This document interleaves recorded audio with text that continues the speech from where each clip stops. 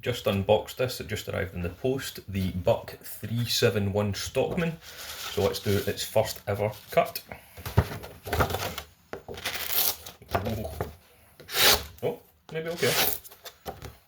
It's a bit mediocre. Might need to touch that up. Okay, let's try the other blade. Comes with 3 blades, all slip joint, all UK legal, no walking. These are made in China for Buck, and the factory edges so far are pretty mediocre, I would say.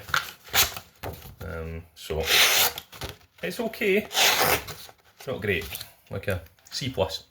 So I'll keep working on this one, keep getting used to it, and I'll report back.